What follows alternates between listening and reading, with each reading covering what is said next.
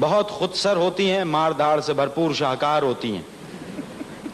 بے باک تو خیر کیا, بس ذرا سا ان کا ذہن ہوتا ہے اور وہ استعمال کرتی ہیں تو تم کو برا لگتا ہے.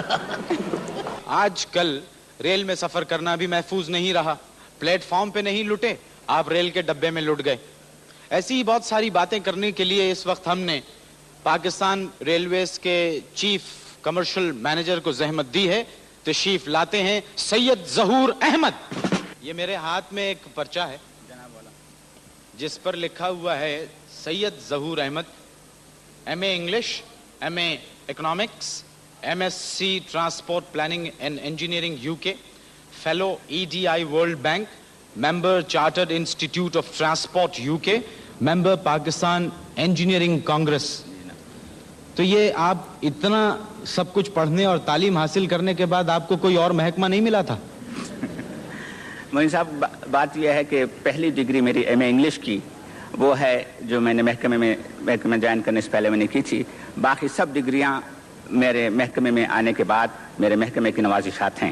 انہی کی وجہ سے میں نے اسکالرشپس لی اور تعلیم حاصل کرتا رہا. ماشاء اللہ. مطلب یہ جو کچھ بھی آپ نے کیا ہے یہ محکمے کے اخراجات پہ کیا ہے؟ جی, سرکاری خرچ پہ. سرکاری خرچ پہ کیا ہے آپ نے. یہ اسکالرشپس وغیرہ آپ کو ملی؟ جی جناب. اچھا یہ بتائیے, کیا آپ ہمیں کراچی سے لاہور یا پشاور تک دوسری لائن نہیں دے سکتے؟ جناب والا, بے انتہا ضرورت ہے اس کی. لدھران تک تو 550 میل تو لائن ہے, دوہری لائن ہے. اس کی بے انتہا ضرورت ہے. کوشش ہم کر رہے ہیں. سرکاری محکمہ ہے. جس وقت بھی ہمیں پیسے مل, دعا کیجئے, ہمیں آپ بھی دعا کیجئے, ہم بھی کرتے ہیں. جس وقت پیسے ملے ہماری پرائرٹی یہ ہے کہ اس کو پشاور تک ڈبل لائن کریں. اور اس وقت ہمارے درمیان پاکستان کی ایک ایسی ڈرامہ نگار موجود ہیں جن کی پہلی 2-3 قسطیں سمجھ میں نہیں آتی ہیں, پھر جب سمجھ میں آتی ہیں تو پورا ملک بڑے ذوق اور شوق سے ان کے ڈرامے دیکھتا ہے. تشریف لاتی ہیں محترمہ حسینہ معین. میرا پہلا سوال یہ ہے کہ آپ کیوں لکھتی ہیں؟ آپ اتنا بولتے کیوں ہیں؟ میں تو بہت تیز بولتا ہوں. میں بھی بہت تیز لکھتی ہوں. 12 سیریلز لکھ چکے ہوں. اچھا یہ بتائیے کہ آپ کے ڈراموں میں ایک خاص بات یہ ہے کہ آپ کے ڈراموں میں اعتراضات بہت ہوتے ہیں. اعتراض تو ہر چیز پہ ہوتے ہیں, اور اعتراض ان چیزوں پہ زیادہ ہوتے ہیں جن کو غور سے دیکھا جاتا ہے. آپ پر ایک الزام, جہاں بہت سارے الزامات ہیں, ایک الزام یہ بھی ہے کہ آپ کی جو کہانی ہے وہ صرف ڈرائنگ رومز میں نظر آتی ہے. تو کیا جھگیوں میں, چھوٹے گھروں میں لوگ نہیں رہتے؟ نہیں, رہتے ہیں, اور مجھے وہ لوگ نظر بھی آتے ہیں. تبھی میں انہیں ہنسانے کی کوشش کرتی ہوں, کیونکہ رونے کے مواقع تو ان کے پاس بہت ہوتے ہیں اور آپ لوگ دیتے بھی رہتے ہیں. ہنسانے کی بات میں کر لیتی ہوں. بالکل. آپ پر ایک الزام یہ بھی ہے کہ آپ کے ڈراموں کی لڑکیاں جو ہوتی ہیں وہ بڑی بے باک ہوتی ہیں, بہت خود سر ہوتی ہیں, مار دھاڑ سے بھرپور شاہکار ہوتی ہیں. بے باک تو خیر کیا, بس ذرا سا ان کا ذہن ہوتا ہے اور وہ استعمال کرتی ہیں تو تم کو برا لگتا ہے.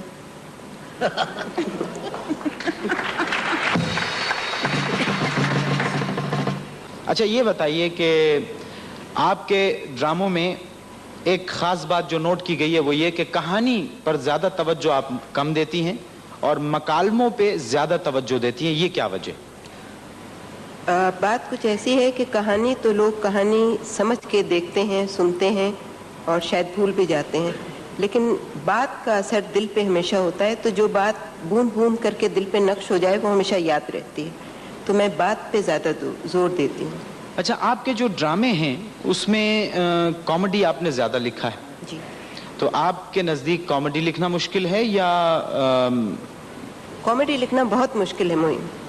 یہ تو آپ کو مجھ سے زیادہ پتہ ہوگا کہ کامیڈی کرنا اور کسی کو ہنسانا بہت مشکل کام ہے.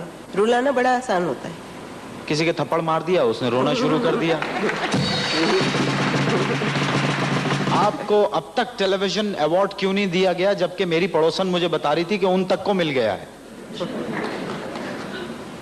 تو ایوارڈ دینا کوئی لینا یا حاصل کر لینا اتنی بڑی بات تو نہیں ہے. یہ ہے نہیں. آپ کو ملا تھا؟ آپ نے اتنے اسٹیج پلیز کیے, کبھی ملے؟ نہیں, میرے لیے تو انہوں نے ایک اسپیشل ایوارڈ رکھا ہے جو میرے ریٹائرمنٹ کے بعد دیں گے مجھے. میرے لیے بھی وہی رکھا. خواتین و حضرات, آپ کی بہت ساری تالیوں میں تشریف لا رہے ہیں ہمارے ملک کے نامور کھلاڑی ظہیر عباس. ظہیر عباس, میرے پاس آپ کی یہ ریٹنگ موجود ہے کہ شہرت آپ نے حاصل کی, माशाल्लाह इज्जत आपने हासिल की, रन्स आपने बनाए 274 गालिबन, और शोहरत की इंतहा ये थी कि इंग्लिस्तान में एक गांव है जिसका नाम ज़हीर अब्बास के नाम पर रखा गया है, अब्बास विलेज।